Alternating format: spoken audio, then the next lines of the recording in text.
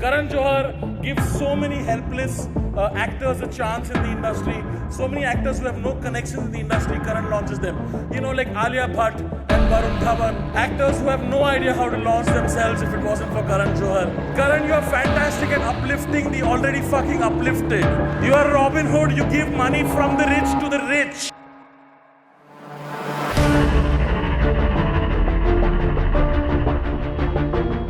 एक का दो और दो का चार कर दिया, ऐ सुशांत तेरी मौत को बाजार कर दिया। अब तो कितनी तरह की बातें कहने लगे ये लोग, अब तो कितनी तरह की बातें कहने लगे ये लोग, तेरी किताब सी जिंदगी को अखबार कर दिया, ऐ सुशांत तेरी मौत को बाजार कर दिया। जिस प्रकार किसी मरे हुए शरीर को हजारों गिद्ध नोच नोच कर खाने लगते हैं, ठीक उसी प्रकार सुशांत सिंह राजपूत की मौत के बाद अलग अलग मीडिया और सोशल मीडिया चैनल्स पर ये नरभक्षी गिद्ध अपनी टीआरपी और पॉपुलैरिटी की भूख मिटाने में लगे हुए हैं। मानवता को ताक पे रख दिया गया है। संवेदनशीलता की शव यात्रा को बीच चौराहे पर धूमधाम से निकाला जा रहा है। और इसमें सबसे गौर करने वाली बात यह है कि एक गिद्ध भी किसी दूसरे गिद्ध का मांस नहीं खाता।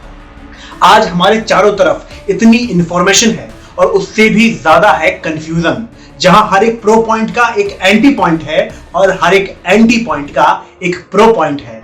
तो मैं आज सीधी बात करूंगा, स्पष्ट बात करूंगा और सारे दोगले लोगों का पर्दाफाश करने की कोशिश करूंगा। सुशांत की मौत के बाद ही चारों तरफ से करण जौहर पर अनेक तरह के आरोप लगाए जाने लगे और कुछ ही दिन में ये वीडियो सबके सामने आता है और वायरल हो जाता है। मैंने कोई करता धर्म, मैंने कोई I am not taking one whole ठेका of introducing new talent in this. When did I become that person? मैं जो करना चाहता हूं मैं करना चाहता हूं, चाहे मैं अपने फूफे के बेटे को लॉन्च करूं या मेरी चाची के भतीजे को लॉन्च करूं, I can do what the I want. इस पर मैं बस इतना ही कहना चाहूंगा कि मिस्टर जौहर, आप अपनी मूवीज में अपने फूफा के बेटे का, चाची की भतीजे का, बहन की बेटी का या किसी भी इन्फ्लुएंशियल पर्सन के फैमिली मेंबर को लॉन्च करें, इस बात पर मुझे कोई आपत्ति नहीं है। ये आपका पैसा है, आप कब, कहां और किसे और कितना देना चाहते हैं ये आपकी मर्जी है और इसमें आप बिल्कुल ठीक हो सकते हैं। लेकिन मिस्टर जौहर, अगर आप किसी कॉमन पर्सन का, जिसका सपना बॉलीवुड सुपरस्टार बनने का है, उससे उसके अवसरों को छीन लेते हैं तो आप गलत हैं। यदि आप किसी आउटसाइडर को अपने पैसे और इन्फ्लुएंस के दम पर बदनाम करने की कोशिश करते हैं तो मिस्टर जौहर आप गलत हैं। यदि आप मात्र टीआरपी के लिए अपने सो कॉल्ड गॉसिप शो में किसी का मजाक उड़ाते हैं और उसकी भावनाओं और सपनों को पब्लिक मौकरी के लिए छोड़ देते हैं तो मिस्टर जौहर आप गलत हैं। यदि आप मात्र और मात्र पैसे कमाने के लिए अपने झूठे प्रोपेगेंडा व स्वरचित कंट्रोवर्सी की मदद से अपनी मूवीज को भारतीय जनता पर थोपने का प्रयास करते हैं और उन्हें बेवकूफ समझते हैं तो मिस्टर जौहर आप गलत हैं। और मिस्टर जौहर इसलिए क्योंकि आपको शायद सरनेम से बहुत प्यार है। दोस्तों, हाल ही में सोनम कपूर ने अपने सोशल मीडिया चैनल पर उनके साथ इनबॉक्स में हुई अभद्रता शेयर की। देखिए, आपकी लड़ाई कुछ भी हो सकती है, आपकी वैचारिक मतभेद हो सकते हैं, लेकिन किसी भी इंसान के साथ ऐसी भाषा और अभद्रता का प्रयोग करना गलत है और मैं इसकी पूर्णतः आलोचना करता हूं। परंतु मिसेस सोनम कपूर आहूजा, एक प्रश्न मैं आपसे भी पूछना चाहता हूं। आपको हम हमेशा फेमिनिज्म व अन्य सामाजिक मुद्दों पर अपना ओपिनियन देते हुए देखते हैं, लेकिन जब भी आपसे नेपोटिज्म के बारे में पूछा जाता है तो आपको सांप सूंघ जाता है। ये सारे मुद्दे सोशल बायसनेस पर ही तो आधारित है, जहां एक प्रताड़ित वर्ग के अधिकारों की रक्षा के लिए व दमन के खिलाफ आवाज उठाना जरूरी होता है। आप बाकी लोगों पर सहूलियत के अनुसार उंगलियां तो उठा देती हैं, परंतु जब बात नेपोटिज्म की आती है और वही उंगलियां आपकी तरफ होती हैं तो आप I don't give a fuck और व्हाटएवर बोल करके अपने दायित्व से मुंह मोड़ लेती हैं और आपका ये व्यवहार देश की जनता को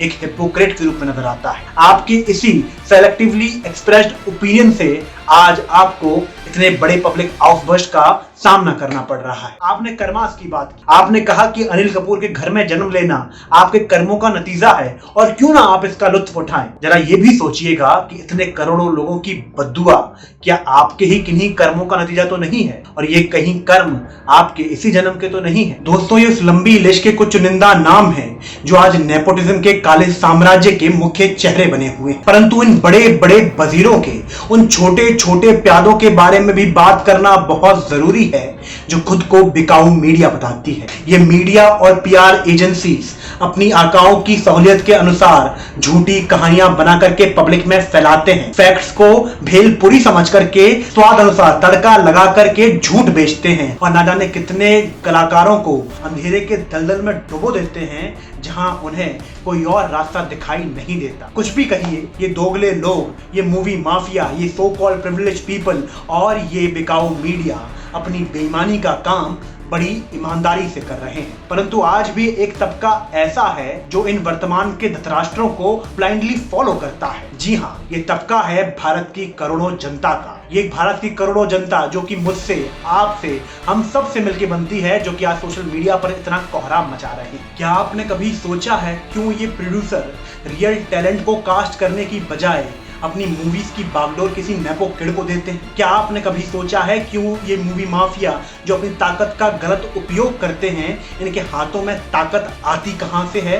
ये बिकाऊ मीडिया किसको अपनी मन गढ़ंत कहानियां बेच करके घर चलाती हैं? यदि आप सोचेंगे तो बस एक ही उत्तर मिलेगा कि वो हम ही हैं जो इनकी मन गढ़ंत कहानियों और क्रिंज कंटेंट मूवीज को खरीद करके इनको इतना बड़ा बना देते हैं कि ये खुद को भगवान समझने लगते हैं। वो हम ही हैं जो 2017 में कंगना के द्वारा नेपोटिज्म का मुद्दा उठाए जाने के बावजूद भी स्टूडेंट ऑफ द ईयर और बागी को 300 और 500 करोड़ का व्यापार देते हैं, और वहीं मसान, उड़ान और तुम्बार जिसको बनाने में 12 साल लग गए को कुल मिलाकर के 25 करोड़ का बिजनेस भी प्रदान नहीं करते। वो हम ही हैं जो तब चुप रहे जब सलमान खान के द्वारा निजी कारणों से विवेक ओबराय के करियर बर्बाद करने की बातें बाजार गर्म कर रही थी।